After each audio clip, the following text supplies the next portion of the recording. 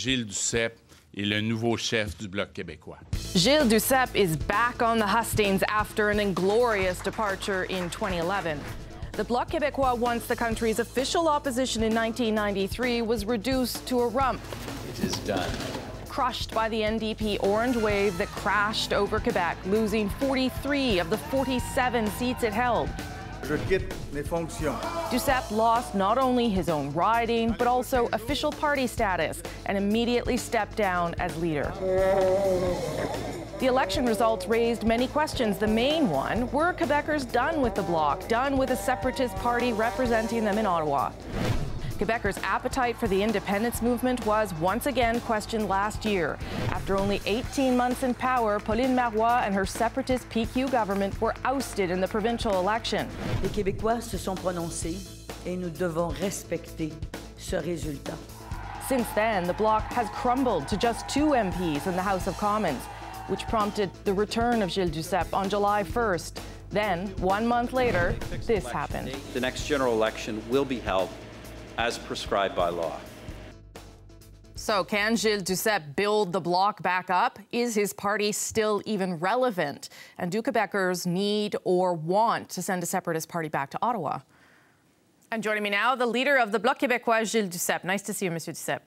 It's a pleasure. So you took over the Bloc for the second time on July 1st, and we have spoken since then. But in that period of time since, a federal election was called. Were you and the party ready for a campaign? Did you really think that's what you're getting into? Yes, we were ready to pre-campaign, so we didn't change the plan. The difference is we're not in a pre-campaign, we're really campaigning, but the plan was to go around Quebec, each region of Quebec. We almost did that. Only 2 regions I didn't go yet. That'd be settled in the next few days. And we had planned, and we maintained that an important meeting on Monday with the posters and the slogan of the campaign and the platform of the campaign adopted by the militants and the candidates. That'd be done next Monday. From then we'll go to the debate. Finally, I would say the last stretch will be between the debates October 19, as it is usually. So it's fair to say that for you, the coming week, things are going to start ramping up, that with the slogan and the platform and the rest of it, things are going to start getting serious. Yes, and I mean, it is already serious, yes. But I mean, I think it will look different than the first phases of the campaign. But it was important for us to go all around in each region. We're the only party who did that. The other leaders didn't go around in Quebec like I did. So no, but to be fair, they have to go across the country, and you don't. Yes, that's for sure. Yeah. But even their candidates were not necessarily on the field. So they're on the post, but not on the field. How would you say the campaign is going so far? From an outsider perspective, it looks very much like the campaign from 2011. How is it different? I would say, in a certain sense, we are at the place the NDP was at the beginning of last campaign, not even at the beginning, middle of last campaign, and they are where we were. It changed during the campaign, and we have the firm intention to change that also. Because the question in Quebec, people want to beat Harper. And what we're telling people is that we always won over Harper. And there's certainly a division of the vote, but not in Quebec. The problem is certainly in the rest of Canada. Harper has only 5 members elected in Quebec. He won in Canada because the Liberals and the NDP are dividing the vote. Right, but so I'm telling those parties to do their job in Canada, we'll do ours in Quebec. But there's a problem of logic there, right? If the goal is to get rid of Stephen Harper, if that's your goal and you believe it should be other people's goals, why would they elect you? How do you fit into that equation? Because we need a voice in Ottawa. And we don't have that. Quebecers would argue that they have a voice. They have a voice in the NDP. People I'm meeting didn't hear that voice. When we're talking about pipelines, the NDP is against pipeline in the West, but supporting pipelines in Quebec. When we're talking about building ships, they said when they gave contracts to Vancouver and Halifax, but nothing to Quebec, their declaration was great day for Canada. Just look at their economic proposals. They're proposing the same thing than Stephen Harper. Austerity. It's the worst strategy when you're facing an economic crisis, even more a recession like Canada is living now. So you think it would make sense to go into deficit as the Liberals are proposing in order to try and stimulate the economy? I would say that last time in 2008, yes, if you do remember, yeah, Flaherty came with a illogic economic speech, and it was then that I called Stéphane Dion and Jack Layton and told them, well, if you want to have a coalition, we could support it if we agree with the platform. And they asked me, do you have any proposals? So we gave them proposal, and it was an important, I would say, program of investment to face the recession.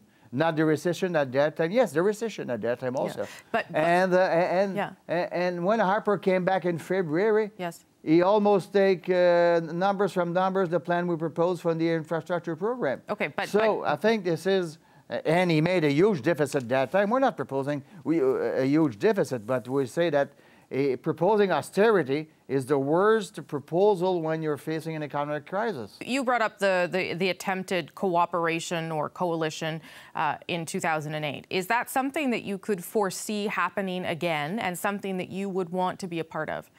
Well, we'll never be part of a coalition, but it happened twice.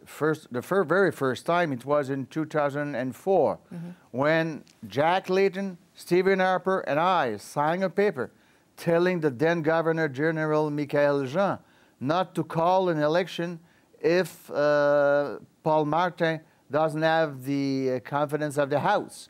And Layton, Harper, and I signed that paper. And we told them we had a solution. Obviously, the solution would have been Harper being Prime Minister if he would have come with a plan that both the NDP and the Bloc had supported. The other time was the NDP and the Liberal. So I'm always open, but no blank check. And certainly not from now on with Stephen Harper, because the Harper we knew in 2004, when Jack Layton and I went together with him, is not the same Harper we know now. But given this reality that you have on two occasions been involved in these, agreements, let's just put it that way, and on both of those occasions it involved the NDP, can you not understand how it might be difficult for Quebecers to then to be convinced that they should still believe in you, given that you have supported the NDP, and the NDP has now moved into the space that you previously occupied, the progressive voice in Quebec defending the interests of Quebec. What does the Bloc represent at this stage, Mr. Duceppe? What does it represent? The problem is that they're not defending interests in Quebec. Almost everyone's against that pipeline that goes around in Quebec, and they just don't understand why the NDP is supporting it.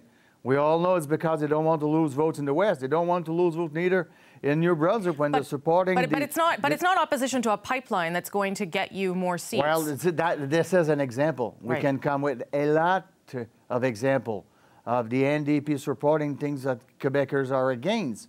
I mean, they're saying something in Canada and another thing in Quebec. We have Tom in Canada and Thomas in Quebec.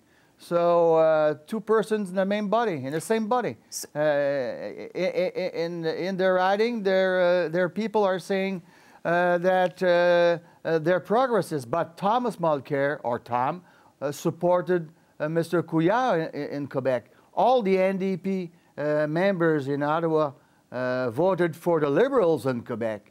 And we know that the policy of Mr. Couillard is austerity. So they're against Harper's austerity in Ottawa, but supporting Couillard's austerity in Quebec. And nobody can deny there's an important number of sovereigntists in Quebec. So a strategic vote in Quebec for sovereignty is certainly not to vote for someone who said himself that he was one of the most important opponents to Quebec's sovereignty. So why will you give the ball to someone playing for the other team? Mr. Duceppe, nice to speak with you as always. Thank you, sir. It was a pleasure.